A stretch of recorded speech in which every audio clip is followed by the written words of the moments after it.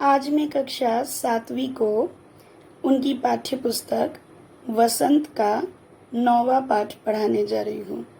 पाठ 9 ये एक कहानी है जिसका नाम है चिड़िया की बच्ची।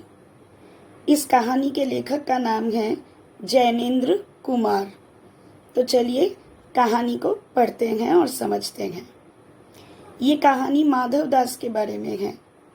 माधवदास ने अपनी संगमरमर की यानी मार्बल की, संगमरमर एक तरह का पत्थर है, एक नई कोठी बनवाई, यानी बहुत बड़ी एक हवेली बनवाई। बड़े मकान को कोठी कहा जाता है। उसके सामने बहुत सुहावना बगीचा भी लगवाया था और उनको कला से बहुत प्रेम था।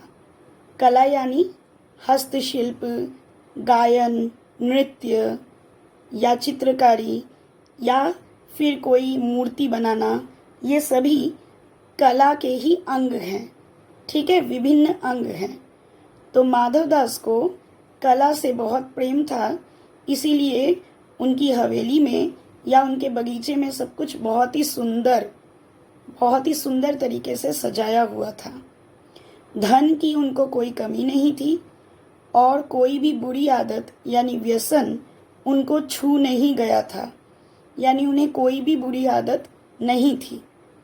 वो एकदम सुंदर अभिरुचि वाले आदमी थे, यानी अच्छी चीज़ों में दिलचस्पी रखने वाले आदमी थे। फूल पौधे, उनके बगीचे में फूल और पौधे बहुत सारे थे और ऐसे फव्वारे लगे हुए थे जैसे कि रकाबियाँ यानी तश्तरियों में यानी प्लेटों पर लगे हुए उनके नोजल्स थे। ठीक है, और उस तरह से फव्वारों से पानी उछलता हुआ बहुत ही सुंदर लगता था।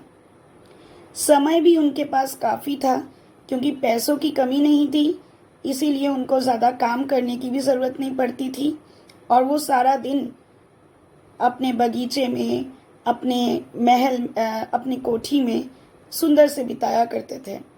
शाम को जब दिन की गर्मी ढल जाती थी, यानी गर्मी कम हो जाती थी, तब वह आसमान के कई रंग देखते थे। गोधूली कहते हैं ना, गोधूली बेला। शाम के समय आसमान में सूर्यास्त होने की वजह से रंग काफ़ी अलग होता है। तब वे कोठी के बाहर एक चबूतरे पर तख्त डलवाकर, ठीक है, वहीं पर एक तकिया लेकर मसनद के सहारे यानी एक तकिए के सहारे गलीचे पर बैठ जाते थे, यानी कालीन कारपेट पर बैठ जाते थे और प्रकृति की छटा यानी सुंदरता का आनंद लेते थे, निहारते रहते थे प्रकृति को। इनमें मानो उनके मन को तृप्ति मिलती थी, बहुत ही ज़्यादा संतुष्टि मिलती थी। मित्र हुए तो उनसे थोड़ी संतोष भरी चर्चा कर लेते थे, विनोद चर्चा, मनोरंजन भरे कुछ गप्पे लड़ा लेते थे। और अगर नहीं हुए मित्र तो पास रखे हुए हुक्के यानी फर्श पर रखे जो हुक्के हैं उसकी सटक को मुंह में लगाकर ख्याल ही ख्याल में अपनी संध्या को यानी शाम के समय को एकदम स्वप्न की भांति यानी सपने की तरह ही गुजार देते थे। सारा शाम का सारा समय सपने की तरह गुजर जाया करता था। आज का दिन थोड़ा अलग था। कुछ बादल छाए हुए थे आसमान पर। घटा गहरी नहीं थी, यानी ये बादल इतने घने नहीं हुए थे, क्योंकि अभी भी धूप का प्रकाश जो है वो उनमें से छन छन कर थोड़ा थोड़ा पृथ्वी पर आ रहा था।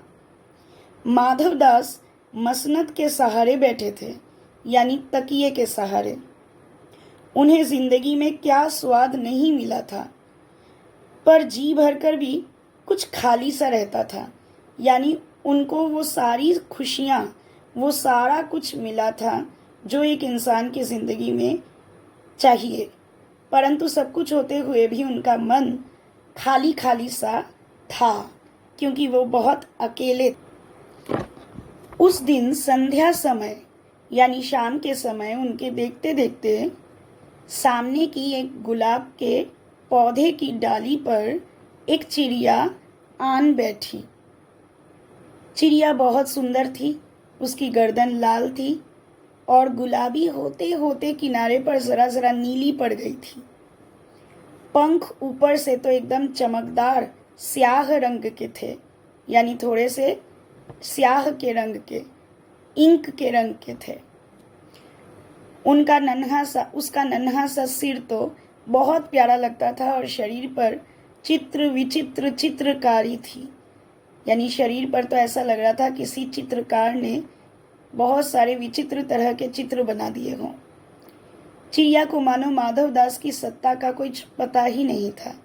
चिड़िया एकदम अपने में मस्त थी, उसे माधव दास के वहाँ प्रेजेंट रहने का पता ही नहीं था। इसीलिए मानो तनिक देर का आराम भी उसे नहीं चाहिए था। वो थोड़ी देर के लिए आराम भी नहीं कर रही थी डाल पर। कभी पर को हिलाती थी, यानी अपने पंखों को, कभी फुदकती थी, ठीक है, पर्चिंग जिसे कहते हैं, डाल पर फुदकना। वह खूब खुश मालूम होती थी। अपनी नन्ही सी चोंच से वो प्यारी प्यारी आवाज़ निकाल रही थी। माधव दास को वो चिड़िया बड़ी ही मनमानी लगी, यानी अपनी मनमर्जी की करने वाली एक अच्छी सी भोली सी चिड़िया। उसकी स्वतंत्रता बड़ी प्यारी जान पड़ती थी, यानी माधव दास को उसकी स्वच्छंदता, उसकी स्वतंत्रता बहुत ही अच्छी लगी। कुछ देर तक वह उस चिड़िया का इस डाल से उस डाल पर थिरकना देखते रहे। इस समय वह अपना बहुत कुछ भूल गए, यानी वो अपना खालीपन या अपना सब कुछ भूल गए, सारे गम सारी उदासी भूल गए। उन्होंने उस चिड़िया से कहा, अब वो चिड़िया से बात करने लगे, आओ तुम बड़ी अच्छी आई, ये बगीचा तुम लोगों के बिना सूना लगता है। सुनो चिड़िया, तुम खुशी से ये समझो कि ये बगीचा मैंने तुम्हारे लिए ही बनवाया है। तुम बेझिझक बेखटके यहाँ आया करो, ठीक है। चिड़िया पहले तो असावधान थी, वो फुदक रही थी अपने खुशी से। फिर जानकर कि बात उससे की जा रही है, वो एकाएक तो घबरा गई। फिर संकोच को जीतकर बोली, यानी पहले वो संकुचित हो रही थी, फिर वो संकोच को जीतकर बोलने लगी स्मार्टली, मुझे मालूम नहीं था कि ये बगीचा आपका है। मैं अभी चली जाती हूँ। पल भर सांस लेने मैं यहाँ टिक गई थी, यानी मैं आराम करने के लिए यहाँ पर आ गई थी। माधव दास ने कहा, हाँ बगीचा तो मेरा है, ये संगमरमर की कोठी जो दिख रही है ना, ये भी मेरी है। लेकिन इस सब को तुम अपना भी समझ सकती हो, सब कुछ तुम्हारा है। तुम कैसी भोली हो, कैसी प्यारी हो। जाओ नहीं, यहाँ बैठो, मेरा मन तुमसे बहुत खुश होता है। चिड़िया बहुत कुछ सकुचा गई, अब थोड़ी सी घबरा गई। उसे बोध हुआ कि ये उसे गलती तो नहीं हुई कि वो यहाँ पर बैठ गई है। उसका थिरकना एकदम बंद हो गया। भयभीत सी होकर वो बोली, मैं थक कर यहाँ आराम करने के लिए बैठ गई थी, मैं अभी चली जाऊंगी। बगीचा आपका है, मुझे माफ करें। माधव दास ने कहा, मेरी भोली चिड़िया, तुम्हें देखकर मेरा चित्त एकदम प्रफुल्लित हुआ है, यानी मेरे मन को बहुत ही आनंद मिला है। मेरा महल भी सूना है, मेरी इतनी बड़ी संगमरमर की कोठी सूना है। वहाँ कोई भी चहचहाता नहीं, यानी वहाँ कोई भी हंसने बोलने वाला नहीं है। तुम्हें देखकर मेरी रागनियों का जी बहलेगा, यानी मुझे खुशी मिलेगी। तुम कैसी प्यारी हो, यहाँ ही तुम क्यों न रहो, यानी तुम प्यारी हो, तुम यहीं क्यों नहीं रह जाती। चिड़िया बोली, मैं माँ के पास जा रही हूँ, सूरज की धूप खाने और हवा से खेलने और फूलों से बात करने में ज़रा घर से उड़ आई थी। अब सांझ हो गई है और माँ के पास जा रही हूँ। अभी अभी मैं चली जा रही हूँ, आप सोच ना करें, यानी आप ज़्यादा सोचे नहीं। माधव दास ने कहा, प्यारी चिड़िया पगली मत बनो, देखो तुम्हारे चारों तरफ कैसी बहार है। देखो वो पानी फव्वारे में खेल रहा है, उधर गुलाब के फूल हंस रहे हैं। भीतर महल में चलो, जाने क्या क्या नहीं पाओगी तुम। मेरा दिल एकदम वीरान है, सूना है। वहाँ कब हंसी सुनने को मिलती है? यानी मैं तो किसी की हंसी, किसी की चहचहाहट सुन ही नहीं पाता। बहुत अकेलापन महसूस होता है। मेरे पास बहुत सा सोना है, बहुत से मोती हैं। सोने का एक बहुत सुंदर पिंजरा मैं तुम्हें बना दूंगा। फिर वहाँ मोतियों की झालर लटका दूंगा। तुम मुझे खुश रखना, और तुम्हें क्या चाहिए, मैं तुम्हें खुश रखूंगा। माँ के पास बताओ क्या है? तुम यहाँ ही सुख से रहो मेरी भोली गुड़िया। चिड़िया इन बातों से बहुत डर गई, क्योंकि उसे लग रहा था कि माधव दास उसे अपने पास रखने की कोशिश कर रहे हैं, और उसे डर हुआ कि कहीं वो माँ के पास पहुँचने में नाकामयाब ना हो जाए। वो बोली, मैं भटक कर तनिक आराम करने के लिए इस डाली पर रुक गई थी। अब भूलकर भी ऐसी गलती नहीं होगी। मैं अभी यहाँ से उड़ी जा रही हूँ। तुम्हारी बातें मेरी समझ में नहीं आती हैं। मेरी माँ के घोंसले के बाहर बहुत तेरी सुनहरी धूप बिखरी रहती है। यानी मेरे माँ का घर सोने का तो नहीं है, पर वहाँ सुनहरी धूप हमेशा खिली रहती है। मुझे और क्या करना है? 2 दाने माँ जब ले आती है तो मैं पेट भर कर खा लेती हूँ, और कभी कभी मैं पंख फैलाकर उड़ने के लिए, पर को खोलने के लिए बाहर जाती हूँ। तो फिर माँ मेरी बाट देखती है, मेरी राह देखती रहती है। मुझे तुम और कुछ मत समझो, मैं अपनी माँ की हूँ। ये सुनकर माधव दास जी कहते हैं कि भोली चिड़िया, तुम कहाँ रहती हो? तुम मुझे नहीं जानती हो?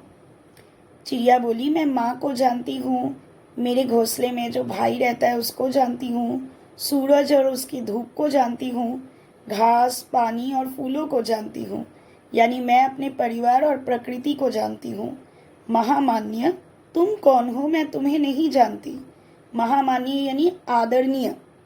माधवदास बोले, तुम भोली हो चिड़िया, तुमने मुझे नहीं पहचाना, तब तुमने कुछ नहीं जाना। मैं ही तो हूँ सेठ माधवदास। मेरे पास क्या नहीं है, जो मांगो वे मैं वही दे सकता हूँ। चिड़िया बोली, मेरी तो छोटी सी जात है, आपके पास सब कुछ है, तो मुझे यहाँ से जाने दीजिए, आप मुझे क्यों रोक रहे हैं?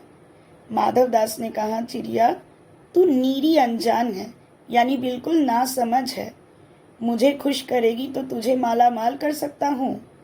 चिड़िया बोली, तुम सेठ हो, मैं नहीं जानती सेठ क्या होता है। कोई बड़ी बात होती होगी, मैं नासमझ ठहरी। माँ मुझसे बहुत प्यार करती है, वो मेरी राह देख रही होगी। मैं माला माल होकर क्या करूँगी, मैं नहीं जानती।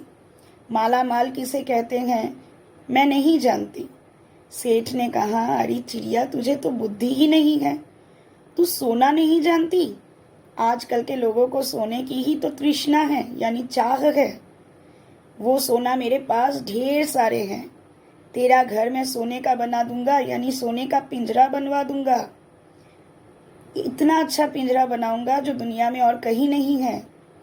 सब लोग देखते रह जाएंगे, तो उसके भीतर थिरक थिरक कर, फुदक फुदक कर नाचना और मुझे खुश करना। तेरा तो भाग्य खुल जाएगा, और तेरे पानी पीने की कटोरी भी मैं सोने का बनवा दूंगा। चिड़िया बोली, सोना क्या चीज़ है, मैं नहीं जानती। सेठ बोला, तू क्या जानेगी, तू तो चिड़िया है। सोने का मूल्य सीखने के लिए तुझे अभी बहुत कुछ सीखना पड़ेगा। बस ये जान ले कि सेठ माधवदास तुझसे बात कर रहे हैं। मैं जिससे एक बार बात कर लेता हूँ ना, उसकी किस्मत खुल जाती है। तू अभी जग का हाल नहीं जानती, यानी दुनिया से बेखबर है। दुनिया का हाल तुझे नहीं पता। मेरी तो एक के बाद एक कोठियों पर कोठियाँ हैं, कई सारे बंगले हैं, महल है, बगीचों पर बगीचे हैं। दास दासियों की इतनी संख्या है कि गिनकर खत्म नहीं की जा सकती। पर तुझसे मेरा मन इतना प्रसन्न हुआ है, चित्त यानी मन इतना प्रसन्न हुआ है कि मैं तुझे अपने पास रखना चाहता हूँ। ऐसा वरदान कभी किसी को मिलता है? तू बहुत ही खुशकिस्मत है। चिड़िया बोली, मैं नादान हूँ, कुछ नहीं समझती, पर इतना समझती हूँ कि मुझे देर हो रही है और माँ मेरी राह देख रही होगी। सेठ ने कहा, ठहर ठहर, इस अपने पास के फूल को तूने देखा? ये एक है, ऐसे अनगिनत फूल हैं मेरे बगीचे में, ऐसे अनगिनत फूल हैं जो भांति भांति के रंगों के हैं, तरह तरह की खुशबुओं के हैं। चिड़िया, तूने मेरा चित्त प्रसन्न किया है और वे सब फूल तेरे लिए खिला करेंगे। वहाँ घोंसले में तेरी माँ है, पर माँ क्या है? इस बहार के सामने, इस खुशहाली, इस बगीचे की सुंदरता के सामने तेरी माँ क्या चीज़ है? वहाँ तेरे घोंसले में रखा ही क्या है? तू अपने को नहीं देखती कैसी सुंदर है तेरी गर्दन? तू कितनी रंगीन देह वाली है। तुझे अपना मूल्य नहीं मालूम। मैं तुझे सोने से मढ़ दूंगा, तेरा मूल्य ही एकदम चमका दूंगा। तूने मेरे चित्त को प्रसन्न किया है, तू यहाँ से मत जा। चिड़िया बोली, सेठ, मैं अपने को नहीं जानती, इतना जानती हूँ कि माँ मेरी माँ है और माँ से बड़ा और कोई नहीं होता। वो जैसी भी है मेरी माँ है और मुझे यहाँ देर हो रही है। मुझे रात मत करवाओ, क्योंकि रात में अंधेरा बहुत हो जाता है और मैं रास्ता भटक जाऊंगी। सेठ ने कहा, अच्छा चिड़िया, जाती हो तो जाओ, पर इस बगीचे को अपना ही समझो, तुम बड़ी सुंदर हो। ये कहने के साथ साथ सेठ ने एक उपाय सोचा, एक षड्यंत्र किया। उसने एक बटन दबाया। बटन के दबने से कोठी के अंदर आवाज़ हुई, जिसे सुनकर एक सेवक यानी माधव दास का एक नौकर, एक दास, झटपट भागकर माधव दास के पास आया। ये सब इतने क्षण भर में हो गया कि चिड़िया को कुछ भी समझ में नहीं आया। सेठ कहते रहे कि तुम अभी माँ के पास जा रही हो चिड़िया, माँ तुम्हारी बाट देख रही होगी, पर कल आओगी ना? कल आना, परसों आना, रोज आना। ये कहते कहते दास को सेठ इशारा कर देता है कि तुम उस चिड़िया को पकड़ने का जतन करो। सेठ चिड़िया से बातचीत करता रहता है नॉर्मली कि सच तुम बड़ी सुंदर लगती हो। तुम्हारे भाई बहन हैं? कितने भाई बहन हैं? चिड़िया कहती है, 2 बहन 1 भाई। पर मुझे देर हो रही है सेठ जी। हाँ हाँ, चले जाना, अभी तो उजेला है, यानी अभी भी बाहर उजाला है। 2 बहन 1 भाई, बड़ी अच्छी बात है। यानी माधव दास चिड़िया को अपनी बातों में फंसा रहे थे। पर चिड़िया के मन के भीतर जाने क्यों चैन नहीं था, उसे डर लग रहा था। वो चौकन्नी हो होकर चारों ओर देख रही थी। उसने कहा, सेठ, मुझे देर हो रही है। सेठ ने कहा, देर अभी कहाँ, अभी तो बाहर उजाला है। मेरी प्यारी चिड़िया, तुम अपने घर का इतने और हाल सुनाओ, भय मत करो, यानी तुम अपने घर के बारे में और बताओ मुझे। चिड़िया ने कहा, सेठ, मुझे डर लगता है, माँ मेरी दूर है, रात हो जाएगी तो मैं रास्ता भटक जाऊंगी और राह नहीं सूझेगी। इतने में चिड़िया को अचानक से बोध हुआ, एहसास हुआ कि जैसे कोई कठोर हाथ का स्पर्श उसके देह को छू गया, यानी कोई उसे छूकर निकल गया। वह एकदम चीखी, चिचियाई और एकदम से उड़ गई। नौकर दरअसल अपने पंजे को फैलाकर चिड़िया को पकड़ने जा रहा था और तभी चिड़िया उड़ी और एक सांस में उड़ते उड़ते अपने माँ के पास चली गई और अपनी माँ की गोद में गिरकर सुबकने लगी, रोने लगी। ओ माँ, ओ माँ।